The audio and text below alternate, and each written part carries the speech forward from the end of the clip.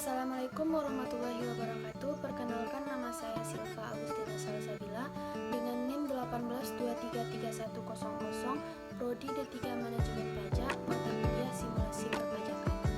Baiklah, di sini saya akan menjelaskan tentang pelaporan pajak, konsep sosialisasi perpajakan, dan brosur sosialisasi perpajakan.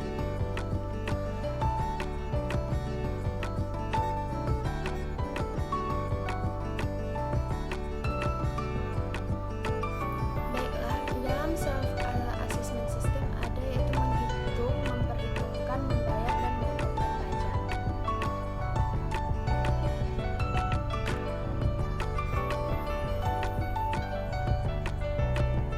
Tata cara pelaporan pajak yaitu ada yang langsung, pos dengan bukti pengiriman surat, dan cara lain. Cara lain yaitu ada dua, yaitu jasa ekspedisi atau kurir dengan bukti pengiriman surat, e-filing melalui penyedia jasa aplikasi.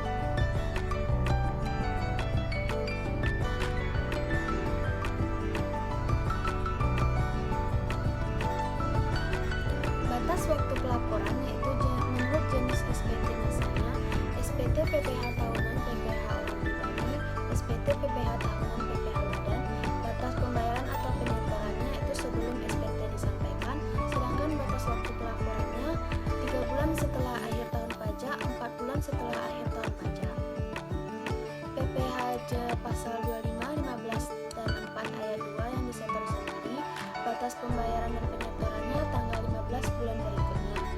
Dan PPh pasal 21, 23, 26, 4 ayat 2 dan 15 yang dipotong, batas pembayaran dan penyetorannya tanggal 10 bulan berikutnya. Sedangkan batas waktu pelaporannya adalah 20 hari setelah masa pajak berakhir. Sama dengan PPh pasal 22 yang dipungut oleh WP dan badan tertentu sebagai pemungut. PPh pasal 22 yang dipungut oleh bendahara, batas pembayaran dan penyetorannya hari yang sama dengan pembayaran barang. Sedangkan batas waktu pelaporannya 14 hari setelah masa pajak berakhir. Sedangkan jenis SPT masa PPN dan PPNBM yang terutang dalam satu masa pajak, batas pembayaran dan penyetorannya akhir bulan berikutnya setelah masa pajak berakhir, dan batas waktu pelaporannya akhir bulan berikutnya setelah masa pajak berakhir.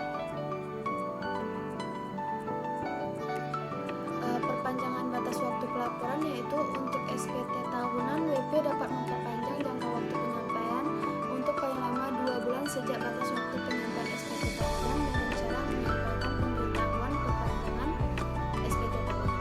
Pemberitahuan ini dibuat tertulis, disampaikan ke KPP sesuai sebelum batas waktu penyampaian SPT tahunan berakhir, dengan dilakukan perhitungan sementara pajak terutang dalam 1 tahun pajak, laporan keuangan sementara, dan SSP sebagai bukti pelunasan kekurangan pembayaran pajak.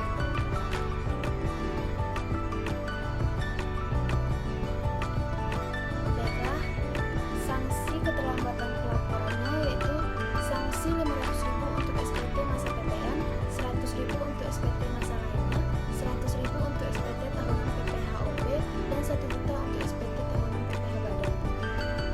Sanksi keterlambatan tidak dikenakan untuk WPOP yang telah meninggal dunia, WPOP yang sudah tidak melakukan kegiatan usaha atau pekerjaan bebas, WPOP WNA yang tidak lagi tinggal di Indonesia, BUT yang tidak melakukan kegiatan usaha di Indonesia, bendahara yang tidak melakukan pembayaran lagi, WP yang terkena bencana, dan WP lain, WP badan yang tidak melakukan kegiatan usaha lagi tapi belum dibubarkan. Baiklah, yang selanjutnya itu yaitu tentang konsep sosialisasi perpajakan. Pengertiannya, menurut Rohmawati Prasetyono Rimawati, sosialisasi perpajakan adalah upaya yang dilakukan oleh DJP untuk memberikan sebuah pengetahuan kepada masyarakat dan khususnya WP agar mengetahui tentang segala hal mengenai perpajakan, baik peraturan maupun tata cara perpajakan melalui metode-metode yang tepat. Dapat disimpulkan, sosialisasi perpajakan adalah upaya Dinas Pendapatan Pengelola Keuangan untuk memberikan pengetahuan kepada WP mengenai perpajakan. Yang kedua, bentuk sosialisasi perpajakannya berdasarkan metode. Penyampaian bisa melalui acara formal ataupun informal. Acara formal biasanya menggunakan menggunakan format acara yang disusun sedemikian rupa secara resmi. Acara informal biasanya menggunakan format acara yang tidak resmi. Sedangkan berdasarkan segmentasinya, bisa membaginya untuk kelompok umum tertentu, kelompok pelajar dan mahasiswa, kelompok pengusaha tertentu, kelompok profesi tertentu, kelompok ormas tertentu. Berdasarkan media yang dipakai, sosialisasi dapat dilakukan dengan media elektronik dan media cetak. Misalnya dilakukan dengan talk show di radio atau TV, membuat opini, ulasan dan tanya jawab di koran, tabloid dan majalah. Iklan pajak juga mempunyai pengaruh terhadap peningkatan kepatuhan wajib pajak. Kegiatan sosialisasi perpajakan dengan cara sosial yang langsung. Sosialisasi langsung adalah kegiatan sosialisasi perpajakan dengan berinteraksi langsung dengan WP atau calon WP. Bentuk sosialisasi langsung yang pernah diadakan antara lain early tax education, tax goes to campus, klinik pajak, seminar, dan workshop. Sosialisasi tidak langsung. Sosialisasi tidak langsung adalah kegiatan sosialisasi perpajakan kepada masyarakat dengan tidak sedikit melakukan interaksi dengan peserta. Bentuk-bentuk sosialisasi tidak langsung dapat dibedakan dari medianya dengan berupa talk show TV dan talk show radio. Baiklah, selanjutnya tentang brosur. Di sini saya membuat brosur tentang ketentuan pendaftaran NPWP online. Seperti ini.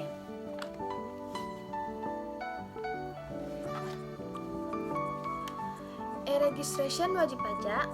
E-registration atau sistem pendaftaran wajib pajak secara online adalah sistem aplikasi bagi sistem informasi perpajakan di lingkungan Direktorat Jenderal Pajak dengan berbasis perangkat keras dan perangkat lunak yang dihubungkan oleh perangkat komunikasi data yang digunakan untuk pengelola proses pendaftaran wajib pajak.